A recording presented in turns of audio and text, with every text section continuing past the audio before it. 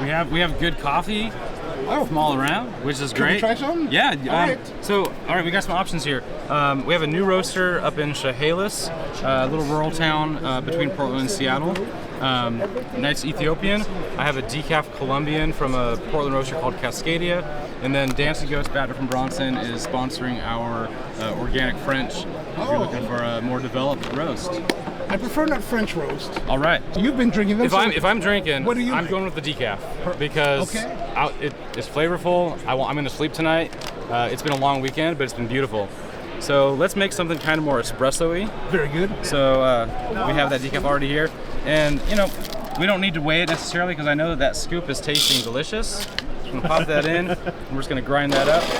And then, about what, 7 or? With this, we're hitting about, that's about 17 grams, 18 grams. Yeah.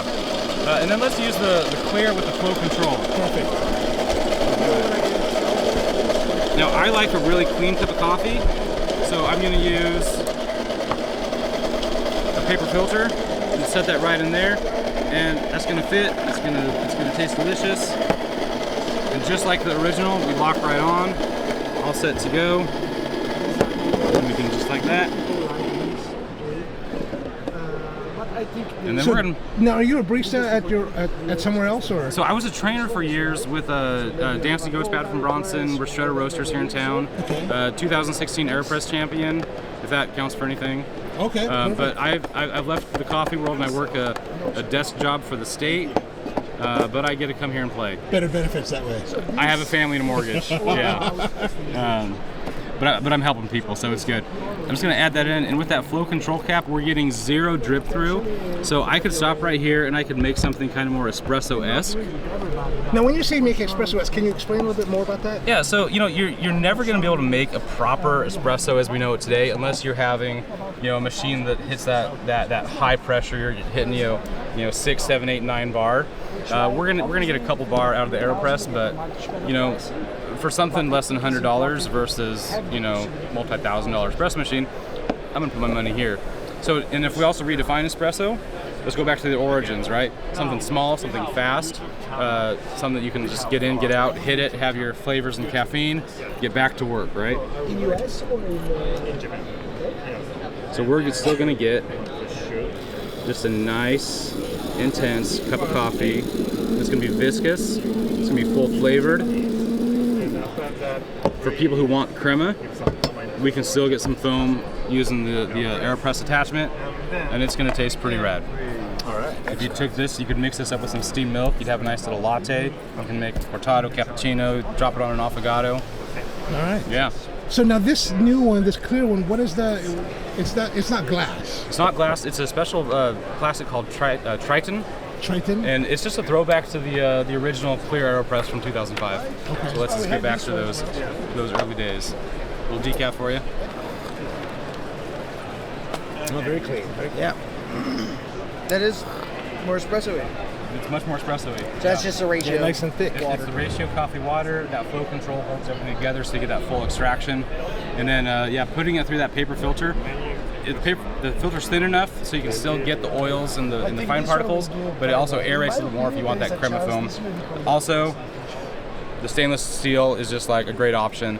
Have you tried that much? Yeah, this is pretty solid. Yeah? Yeah. Is it so like typically when you're comparing paper to metal, there's always more sediment? Is that still true with this one? With this one, yeah, but these are, so compared to other ones on the market, this one's gonna this has a lot smaller holes, so you get some sediment, but not quite as much as you might from like the Able disc, which I have that one. I use that at home. I use this one just as much. If I want a clean cup of coffee, I'm using 4 paper filters. Oh wow. That's like kind of my daily recipe. Okay. Yeah. And I crank this up a lot more coarse, and I give it a 3-minute steep. 3 minutes. Okay. Yeah. So then I get like that crystal clear, full flavor, light body. So you're doing 3-minute steeps in an inverted method, is that right? Standard. Standard. Without the flow cap, because though. you've got the, well, but you can also do it without the flow cap. So here's the kick. If I'm going to take the flow cap and we're going to put it on there, just a single paper filter. So we have one paper, lock that in, and then I'm just going to take. I'm just going to put some water in here, and you know, once we start getting that drip through, we're losing that brew water. But when I have coffee in there, it's not so bad. And then I can take that plunger, get it in quickly, and it'll lift. Then we stop that drip. So on my daily recipe, that's what I'm doing. Just getting it on there. Just get it on there, yeah. And you know, if you got 4 paper filters, that's enough resistance. With coffee in there, that's enough resistance. It's not going to drip out. I might lose half an ounce to the drip through. Get that in there. Go feed the cats. Come back, press and plunge, and we're all happy. So then I'm just going to take this off. So got some water in there, and now it's dripping through again. Okay. Oh, great technique. Yeah, there's a little technique. But in the cafe setting, when technique, you got 20 things going on in the cafe, just grab that flow control cap and you're in, out, and easy. And What's the price point of the flow control? It's hitting right around 25. We have it online already. But that doesn't come with any filters, but that's okay because you already have your pack of paper. So. And then how much are the metal filters? That's a great question, and I don't know. They haven't come out yet. They're on the market. I just haven't got online to look around yet. And then how about the clear? The clear, those should be hitting launching in early May on the website, and they're coming just under $50. Okay. It is a little higher price point than the classic, but it's a nicer material, and I love it just for that aesthetic of the throwback to 2005, the original kind of retro, and you can really see what's going on. Do you still have your originals? I have one on set on my shelf. Oh, nice. I got like 7 or 8. Yeah. But again, one of them is gold, so you know. But you can now replace the plungers, I heard. Is that correct?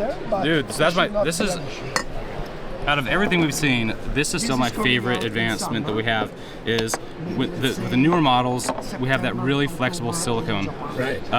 Normally, when I store my AeroPress, I want to make sure that we're not compressing because the rubber, that's going to form over time. This will still do it, but not as bad. Also, these are so much easier to clean. I run it under hot water in the sink, just give it a good wipe once a week, and then it goes, take it off, put it back on, piece of cake. Now, can these be retrofitted to the older models? Totally, 100%. Oh, it's exact same interface right up there. Oh, okay, great. So yeah, so if I wanted to go home and drink out of my BPA-filled original AeroPress, I'll just put this one onto it, and then we're good to go. But it just sits on the shelf as decoration. Exactly, yeah. こんな感じでですね、どんどん新しいものがこれから出てくるので、準備でき次第日本にお届けしますので、皆さん楽しみにしておいてください。Thank you very much. Thank you very much.